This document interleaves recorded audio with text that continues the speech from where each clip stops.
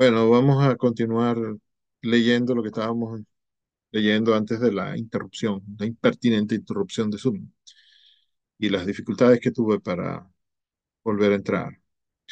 Eh,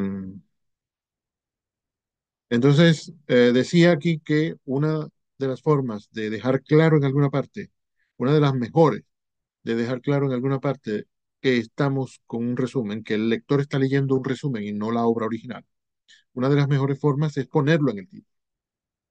Títulos como resumen del artículo tal aparecido en el periódico fulano, escrito por tal persona y publicado en tal fecha. Esa es una forma. Otra forma, perdón, me fue la pantalla de donde tenía el texto porque vine a darle entrada a Nadales y a Mendoza. Otro título, otro tipo de título posible es eh, el título del artículo original, de la obra original, y después, punto, resumen. Todo eso como título. Y también uno puede, a ver, ¿qué más pongo aquí? Ajá. Otra forma adecuada de indicar que estamos en presencia de un resumen y no del original es poner una nota antes de comenzar o a pie de página, idealmente con tipo de letra diferente o con la misma, pero con características tipográficas que lo distingan del texto principal. La nota puede decir, no que obligatoriamente tiene que decir algo como, el siguiente texto es un resumen del informe presentado por el representante de la República Francesa ante la Comisión para el Control de Sustancias Ilícitas en los países mediterráneos del Consejo de la Unión Europea, después de la reunión llevada a cabo en Atenas, Grecia, entre el 22 y el 25 de febrero del año 2001 para analizar los aportes que puede hacer el resto de Europa en la lucha contra las drogas en la región mediterránea. El autor del informe que declaró a la prensa de su país que existe suficiente consenso, que existe suficiente consenso, Belú 2001, página 4, como para que se apruebe un presupuesto para la creación de un nuevo cuerpo policial dedicado solamente a la persecución de traficantes en el área del Mediterráneo, ha dividido el texto en tres partes: situación actual, ideas coincidentes y divergentes y proyectos comunitarios y particulares. Este resumen se presentó a la consideración de la comisión equivalente en el área amazónica para su estudio por parte de sus miembros, los ministerios de salud de Brasil, Bolivia, Ecuador, Perú, Colombia, Venezuela y las Guyanas.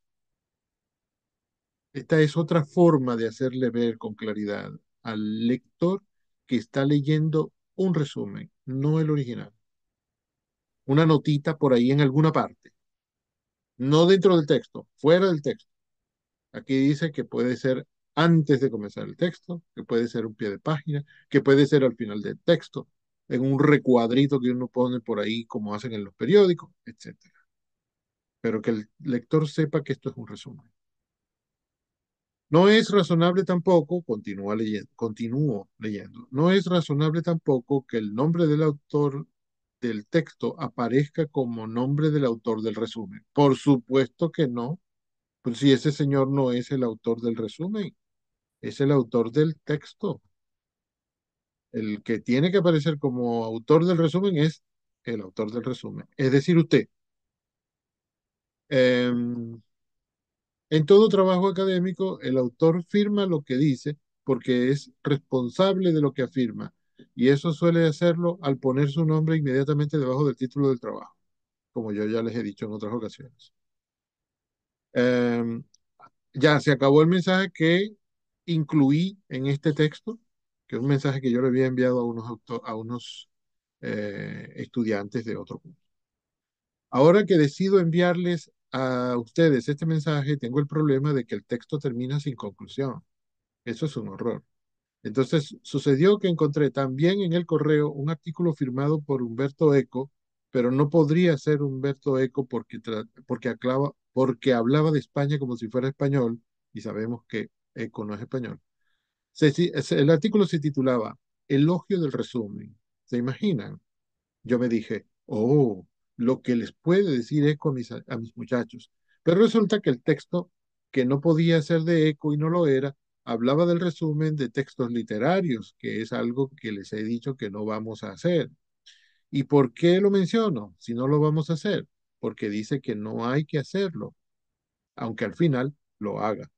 Pero dice esta joya: ¿cómo resumir obras literarias que por definición no admiten resumen? Como para compadecerse de sus lectores, el autor se dice también: todos hemos padecido resúmenes mal hechos o hemos sufrido por haber llegado a ciertos textos solamente a través de un resumen. Y hemos odiado la escuela cuando nos obligaba a hacer resúmenes. ¿Quién se siente defendido? O sea, la pregunta la hago yo después de terminar de leer lo que él dice. ¿Quién se siente defendido? O sea, nosotros los que tenemos que hacer resúmenes. Después de esto, agrega, y me gustaría que esta fuera mi conclusión hoy, agrega esto: el resumen tiene dos funciones, una para quien lo hace y otra para quien lo lee. Pienso que hacerlo es mucho más importante que leerlo. El arte del resumen es importante y muy útil y se aprende haciendo muchos resúmenes. Hacer resúmenes enseña a condensar las ideas. En otras palabras, enseña a escribir. Miren, eso no lo había mencionado, que hacer resúmenes también nos enseña a escribir, no a escribir para trabajar, sino que a escribir por placer o a escribir por arte, escribir artísticamente. El arte del resumen es importante y muy útil y se aprende haciendo muchos resúmenes. A ver, hacer resúmenes enseña a condensar las ideas. En otras palabras, enseña a escribir. Al terminar la universidad, seguí un curso para comentaristas de televisión. Esto sí creo yo que lo dice Humberto Eco, pero no estoy seguro. Al terminar la universidad, seguí un curso para comentaristas de televisión y nuestro monitor, Pier Emilio Gennarini, el profesor era italiano, nos ponía frente a una pantalla en la que transcurría un trozo de noticiario mudo.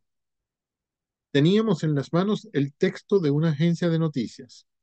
Como primer ejercicio, suponiendo que el trozo filmado fuera de 2 minutos, debíamos escribir un resumen de la noticia que durara 1 minuto y medio. El segundo ejercicio consistía en decir las mismas cosas en 1 minuto. Y en la tercera prueba no podíamos ir más allá de medio minuto. ¿Vieron? Pasa de 1 minuto y medio a 1 minuto y de 1 minuto a medio minuto. Algo se perdía naturalmente, pero el arte del resumen consiste también en eso, en saber qué se puede saltar, qué se puede pasar por alto y en reconocer que algo que se dice en medio minuto no es lo mismo que se ha dicho en 2 minutos. Por lo cual es necesario decidir qué es lo que verdaderamente es importante, lo central.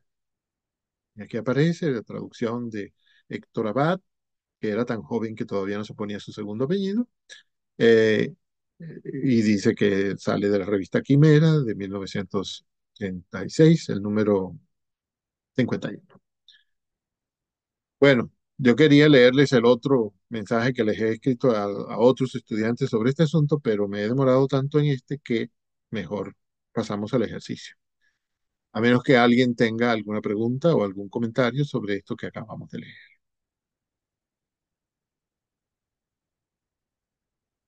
Ah, no tienen preguntas.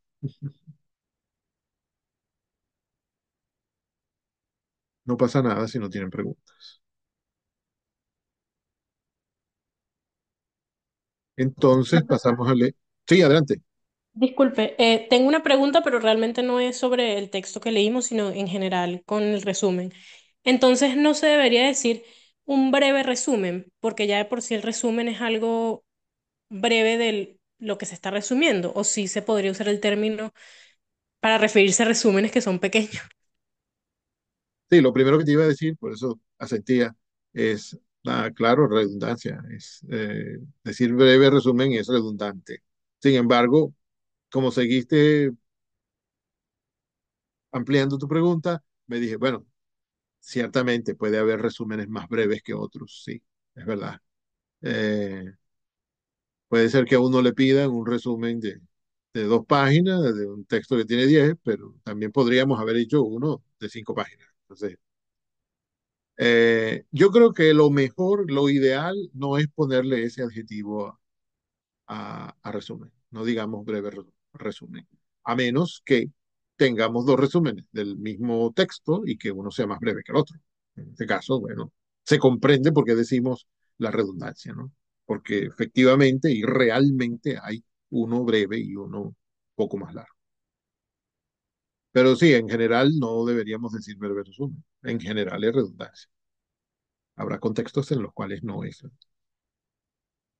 ¿Sí?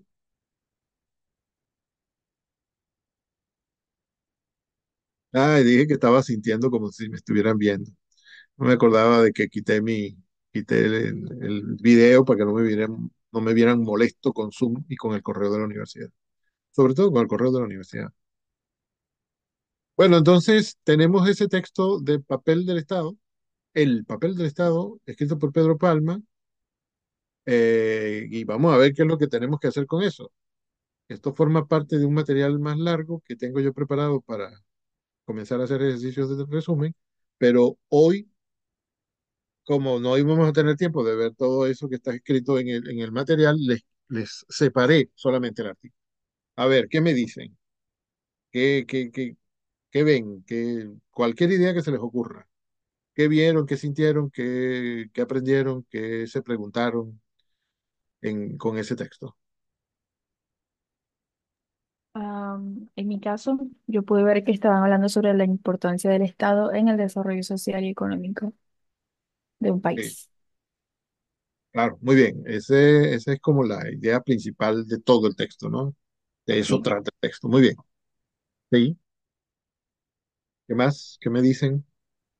Bueno, profe, a mí me da, no sé si llamarlo lástima, pero, o sea, lo perfecto que se ve el texto, ¿no? O sea, que el autor relata cómo debería ser la situación en el país y que a día de hoy es totalmente contrario. Ajá. Todo lo que él dice, o sea, lo que como debería ser, todo está mal. O sea, porque no hay poderes independientes, poderes públicos independientes, Ujú, la economía está, bueno, mejor ni hablamos de eso.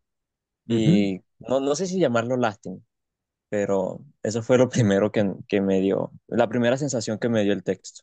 Sí, da un dolorcito ver que este señor describe cómo debería ser la cosa y uno dice, aunque uno no es especialista y uno tiene menos información que los especialistas, entonces uno dice, oye, pero esto no funciona así como él dice. En la realidad real esto no es así. Ay, Dios mío, esto debería ser así, pero sí, yo no lo conozco. Sí, tengo que decir que el comentario de Zambrano, muy bueno, muy inteligente, y sin embargo, aquí puedo decir que esto que él dice es un comentario. Y lo que yo dije también es un comentario. Ya no estamos resumiendo el texto, sino que estamos hablando de él, dando nuestras propias reflexiones a partir de lo que el texto nos dijo. Eso no está mal, Zambrano. Está muy bien que hayas hecho eso, porque sí, hay que desentrañarlo y uno no lo puede hacer sin ensuciarse las manos. No puede ponerse a desentrañar una cosa sin curucutear, sin jorungar, ¿no? Eh, Después tenemos que ponernos imparciales, objetivos, etcétera, para hacer el resumen. Pero mientras tanto tenemos que hacer esto que está haciendo Zambrano, sea cual sea nuestra visión, ¿no? ¿Qué más vieron por ahí? ¿Alguien observó algo acerca de la forma? Porque esto que dice Zambrano, bueno, lo que dijo Vélez también un poco sobre el contenido.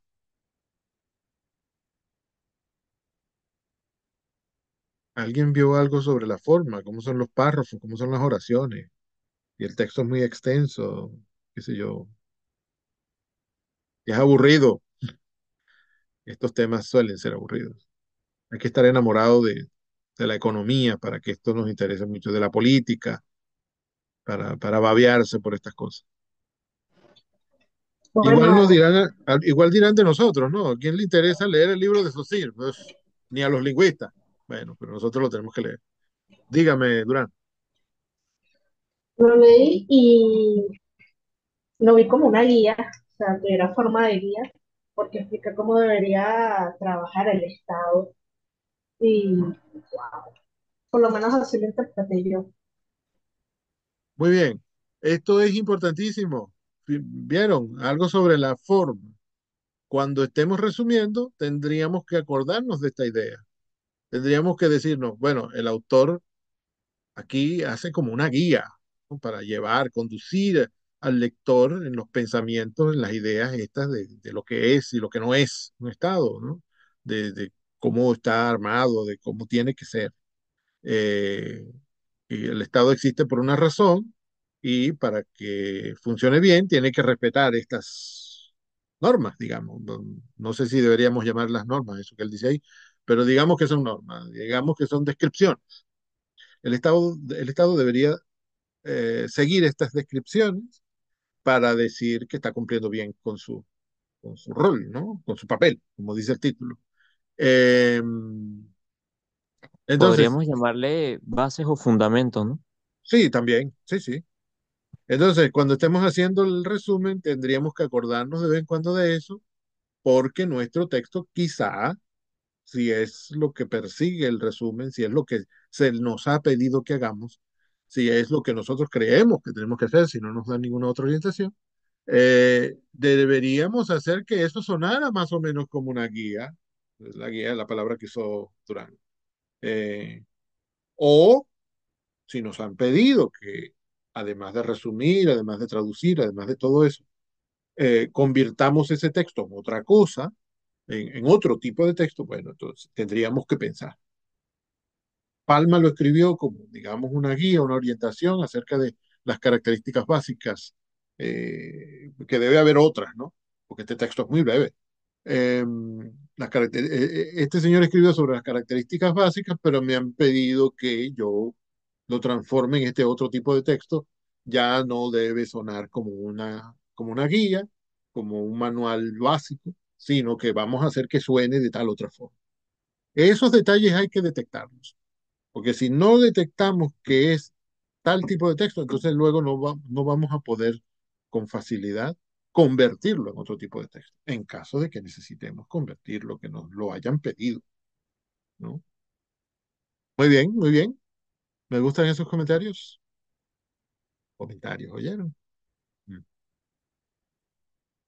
¿A quién más le llamó la atención algo? ¿A quién le llamaron la atención los conceptos que se mencionan?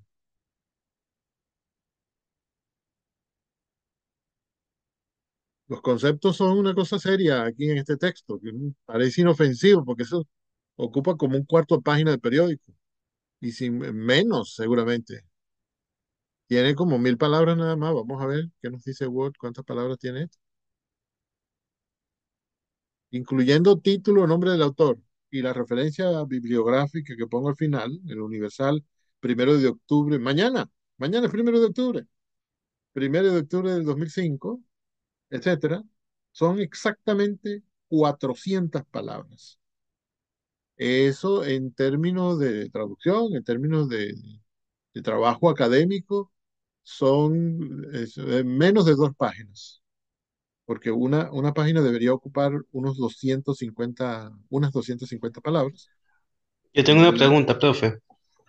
perdón, una página en los ambientes académicos debería ocupar más o menos 250 palabras, y entonces la segunda página de este texto ocuparía 150 más, 400 palabras. O sea, ni siquiera llega a las 2 palabras, perdón, a las 2 páginas. Dime, Nadales. Mendoza. Mendoza, ¿cómo estás? Adelante. Bien, tengo una pregunta. No, hay una parte que no entiendo Ujú. del texto. Se la voy a leer. Dice, Seguramente no es verdad que no lo entiendas, pero vamos a ver. Dime, dime. dice, para fomentar la ampliación de los mercados a través de procesos de integración, la sana competencia, la acción social de la empresa y la libertad económica, evitando que ésta atente contra la justicia social. genere daños al ambiente o permita prácticas de competencia desleal. Ujú. ¿Cómo ¿Cómo podría? cómo lo vas a entender? Si ahí hay como 150 conceptos que los economistas van a estudiar a la universidad y a veces les raspan los exámenes. ¿Cómo lo vas a entender si es un montón de conceptos de una disciplina que no es tu disciplina?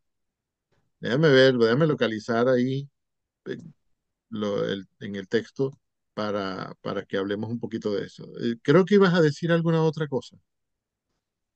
No, nada, eso era todo, esa era mi pregunta, que no entendía Y esa parte del texto. bueno, que el Estado existe también para fomentar la ampliación de mercados.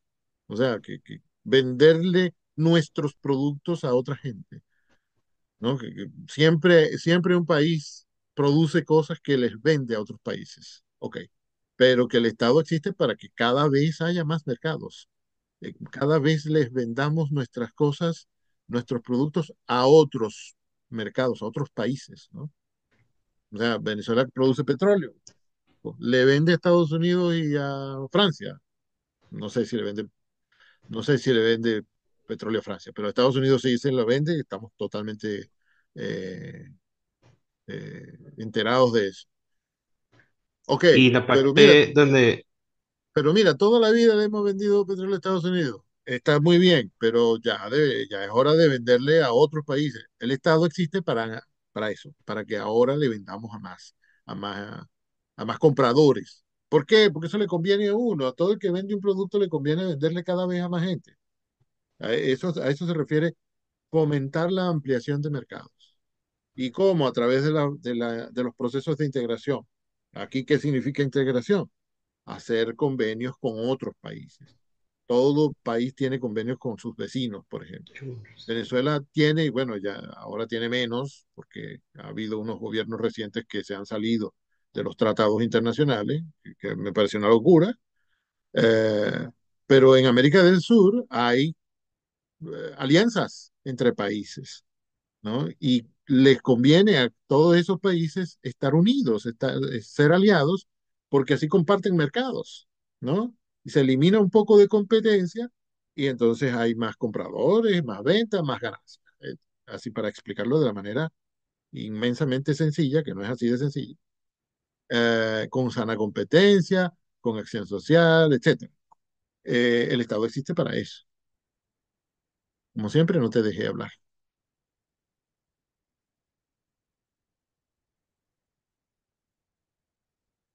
Perdón, Mendoza, ibas a decir algo más y no te dejé. Perdona. no, profe, ya, listo. ¿Alguien más?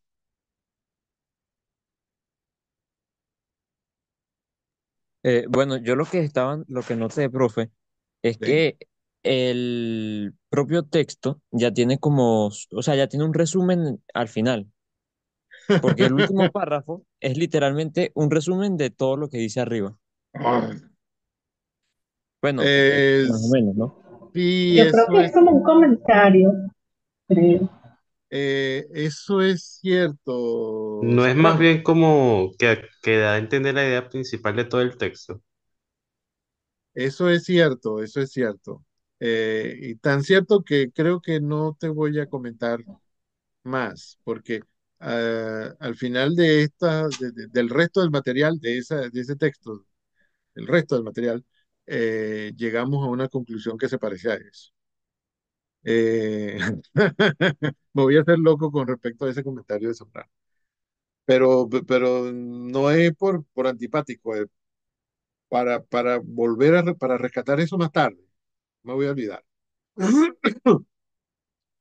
Después de que termine este texto en el material original, hay una sección de preguntas que tienen que ver, por supuesto, con los conceptos que Palma pone ahí, que son conceptos especializados en economía y en política, y que, bueno, que habría que investigar para poder comprender bien el texto. Uno debería hacerse esas preguntas, ¿no? Cuando doy clases presenciales, sin la presión de que dentro de un ratico me va a cortar Zoom, eh, solemos extendernos en esos conceptos. Bueno, aprendemos un poco, porque tampoco la clase es eterna, ¿no? Eh, Entonces, para no dilatarlo más, vamos a ver, tengo como 18 preguntas aquí. La primera es, ¿qué sugiere el texto, perdón, qué sugiere el título del texto? ¿Qué se puede esperar del texto a partir de semejante título? ¿Guarda el texto alguna relación? Sí, ¿guarda el texto alguna relación con él? Con el título. ¿Cuál relación? Esta es una pregunta que tendríamos que haber hecho antes de leer el texto, cuando habíamos leído solamente el título. Pero ya que leímos el título y que ya que leímos el texto, me pueden decir, ¿les parece que el título guarda relación con el texto? Sí, Ya los oigo Sí. decir que sí. Ya, eso está Sí, claro, ¿eh? Es que esto lo teníamos que haber hecho antes, esta pregunta teníamos que haberla respondido antes de leer el texto entero. Ahora viene lo bueno. ¿Quién es Pedro Pablo? ¿Cuál es su formación, su ideología, su orientación política? Y se me ocurre que aquí podríamos agregar su orientación económica, ¿no? De filosofía económica. Eh, ¿Qué lo autoriza a hablar del papel del Estado? ¿No? Esta es una pregunta que hay que investigar. Uno recibe un texto de un autor y uno no debería conformarse con leer el texto. El texto tiene muchas cosas que escudriñarle, muchas cosas que investigarle. Y una de las primeras es, ¿quién es este autor? ¿Por qué se atreve a hablarme así? Bueno, no es que uno lo va a tratar al texto, ni al autor, ni al asunto como así altaneramente, ¿no? Sino que uno se pregunta, está bien, el señor es muy inteligente, tiene mucha información y la ordena de manera que uno entienda sencillo lo que me parece complicado. Ok, magnífico, pero ¿y el quién es? ¿Qué sé yo si me quiere meter gato por liebre? O qué sé yo si es un educador que pretende que la gente aprenda, ¿no? Para que comprenda lo que pasa en el país o lo que sea, de lo que se trata el texto. Tengo que averiguar quién es el autor, porque si no averiguo quién es el autor, no me doy cuenta de sus posibles malas intenciones. O buenas, ¿no? Si no son malas siempre, y no son buenas siempre. Tengo que saber de qué pata cojea el autor, desde qué punto de vista de la vida me está hablando, hacia dónde me quiere dirigir, porque bueno, puede parecer muy inteligente a simple vista, y Pedro Palma efectivamente es un tipo inteligentísimo, pero bueno, y si yo no estoy de acuerdo con su filosofía general, y entonces empiezo yo a promocionar la idea de Pedro Palma y después resulta que es del bando contrario al mío. No estoy diciendo esto del bando porque existan bandos contrarios en este momento en Venezuela. No es por eso. Es en general. Bueno, y si yo soy muy, por ejemplo, si yo soy muy cristiano y este señor es ateo, no, eso ya no me gusta tanto. Y si yo soy vegetariano, este señor está promocionando en otros artículos que se tiene que comer carne y que no se deben comer vegetales. Ahí tenemos una diferencia. Hay que averiguarle la vida, bueno, el currículum al autor.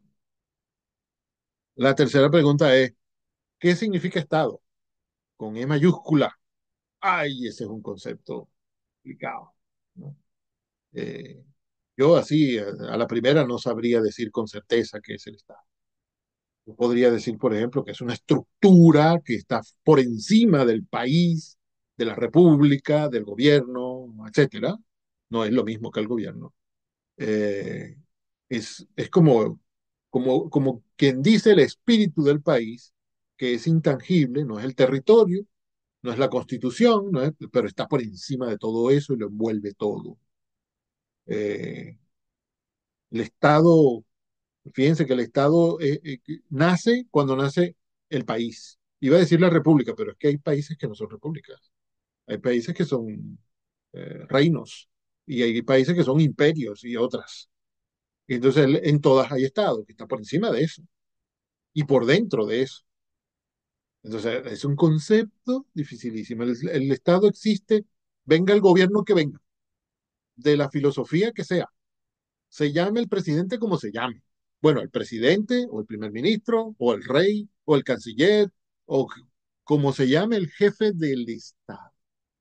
Y miren que hay países donde el Estado es presidido por el mismo que preside el gobierno, como en Venezuela.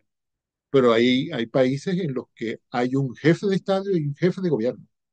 Normalmente donde hay monarquía es así. El jefe del Estado suele ser el rey y el jefe del gobierno, bueno, es una persona que es elegida en elecciones, ¿no? El rey no lo elige nadie. El rey hereda el título de rey de su padre o de su madre, ¿no? Y hay otros países donde hay primer ministro y ese es el jefe del gobierno, porque hay un presidente también que es jefe del Estado. Y no se le nombra nunca, es un señor que parece un fantasma, nunca se sabe quién es el jefe, el presidente de Italia, por ejemplo, ¿no? El que se nombra, el que dirige a la nación, no es el presidente de la República, es el primer ministro. Pero a los dos se le elige, pero yo no sé cómo se elige el presidente. El primer ministro de Italia, de Canadá, lo eligen como elegimos nosotros el presidente, ¿no? En elecciones. Pero no sé cómo se elige el presidente, no, creo que nunca he sabido. Pero es una cosa tremenda porque son las composiciones del Estado y uno tarda en comprender eso. Y este señor está diciendo el papel del Estado. Ah, bueno, está bien, pero entonces, ¿qué es el Estado? Nosotros no podemos resumir este texto sin haberle echado un vistazo a una definición de Estado que aparezca en alguna enciclopedia, aunque sea Wikipedia, que es la enciclopedia más simplona que existe, ¿no? Que es tan simplona que no es tan confiable porque ahí cualquier loco viene y cambia los conceptos y uno termina engañado, ¿no? Para comenzar está bien, pero uno no se puede quedar para toda la vida solamente con lo que dice Wikipedia. Es peligroso quedarse solamente con eso. La cuarta pregunta que pongo, y ya voy a empezar a acelerar, ¿qué es el desarrollo? ¿Y qué es desarrollo integral? Que él usa el nombre desarrollo integral como si fuera otra cosa diferente al desarrollo. El desarrollo no sabemos qué es, pero imagínate, ahora nos pone un apellido. Quinta, ¿a qué se refiere el autor con la expresión país emergente? Ah, y otro concepto. ¿Por qué es Venezuela, según él, un país emergente? ¿Qué es un país económicamente diversificado? En el momento en que Palma escribió esto, Venezuela era un país emergente. Estaba echando para adelante, pero ya no. Y en el momento en que Palma escribió esto, Venezuela se estaba convirtiendo, estaba comenzando a convertirse en un país económicamente diversificado. Ahora todo lo contrario. Bueno, pero esos conceptos siguen existiendo, ¿no? Y siempre los países tienen la aspiración de llegar hasta ahí y más allá, porque más allá está el desarrollo. Seis, ¿qué son la libertad económica y la justicia social? ¿Cómo contribuyen a lograr los objetivos buscados, como él dice? Economía, libertad económica, justicia social. Uy, parecen cosas de gente grande, ¿verdad? ¿Por qué es, según el autor, tan importante que los poderes del Estado sean independientes? Está loco. Ocho, ¿qué es un Estado de Derecho? Uy, Estado de Derecho, hay que ser abogado, pues, ¿sabes? No, no hay que ser abogado, hay que investigarlo, nada más. Si quizás quizás nos tome unos cuantos minutos, muchos minutos, quizá ahora, pero no, no hay que ser abogado, porque los abogados son seres humanos también como nosotros. Lo que los diferencia de nosotros es que han estudiado eso. Nos ponemos nosotros a estudiar eso y también sabremos. Eso no es una limitación inmensa ni insalvable. Nueve, ¿quién es la sociedad civil? ¿Por qué dice el autor que el Estado debe actuar en conjunción con ella? ¿No? El Estado y la sociedad civil. ¿Quién será la fulana de sociedad civil? ¿Qué es un sistema de seguridad social? ¿Cuál es su importancia? En Venezuela casi no existe, ¿eh? Pero es importantísimo que exista. ¿Por qué será tan importante? 11. ¿Qué es un fondo de pensiones? ¿Por qué deben invertir los recursos? Esa pregunta es bastante sencilla de responder, pero hay que investigarla. Eh, ¿Qué son la integración, la acción social de la empresa, la sana competencia, la competencia desleal? Que ya le llamó la atención a Mendoza. 13. ¿Qué es el autoritarismo? Eso también proviene de otra área, pero qué interesante ponerlo aquí porque, bueno, qué interesante que el autor lo ponga aquí porque él está hablando de cómo es el estado ideal y el autoritarismo está en el polo opuesto del estado ideal, porque el autoritarismo se trata de que una persona o poquitas personas tengan todo el poder. Y en el estado ideal no puede suceder que unos pocos tengan todo el poder. Tiene que estar además el poder dividido, ¿no? Para que pueda haber equilibrio. En el autoritarismo no hay equilibrio en absoluto. Hay uno que tiene el poder y los demás son unos sometidos. 14. ¿Hasta dónde llega la introducción del texto? Ajá, la forma. ¿De dónde a dónde va el desarrollo? ¿Dónde comienza la conclusión? Eso es algo que uno tiene que preguntarse porque sí. Cuando va a hacer un resumen, cuando va a hacer un comentario, cuando uno va a escribir cualquier cosa que uno tiene que escribir. Esto se divide básicamente en tres partes. Introducción, desarrollo y conclusión. ¿Hasta dónde voy a dejar la introducción? Y cuando termino la conclusión, ¿cómo comienzo el desarrollo? ¿Y dónde termino el desarrollo? ¿Y dónde comienzo la conclusión? No sé si les habré dicho, creo que todavía no lo he dicho, para que no quede pocos minutos. No, creo que no les he dicho todavía que los profesores de inglés, cuando están enseñando escritura a sus alumnos de la escuela de idiomas, utilizan este método. Los profesores que yo conozco lo hacen. Siempre cuando empiezan a enseñarle a hablar de redacción, los estudiantes les dicen, ¿dónde termina la introducción de un texto? La introducción de un texto termina cuando uno menciona la idea principal, la idea que uno quiere defender. Yo tuve la idea de escribir este texto porque quiero defender, por ejemplo, que, que los niños deberían ir a la escuela a las 11 de la mañana, porque es un crimen despertarlos a las 6:30 de la mañana. Bueno, los que tienen la fortuna de ser despertados a las 6:30, porque los hay que los despiertan a las 5:30, ¿no? Eso es un crimen, incluso para los padres, ¿no? Pero los importantes son los niños. Entonces yo quiero escribir un artículo para convencer a la gente de que eso hay que cambiar. Y si no me aceptan que a las 11, bueno, a las 10, ¿no? Pero que es demasiado temprano, las 7 de la mañana para llegar a la escuela. Entonces, los profesores de inglés, cuando hablan de redacción, le dicen a uno, hay que empezar por la introducción, aunque no sea lo primero que usted escriba, pero es lo primero que hay que presentarle al lector. ¿Y dónde termina la introducción? En la idea principal de todo el texto, la que usted quiere promover, la que usted quiere, la idea de la cual quiere convencer a los lectores. Usted lleva las cosas de tal manera que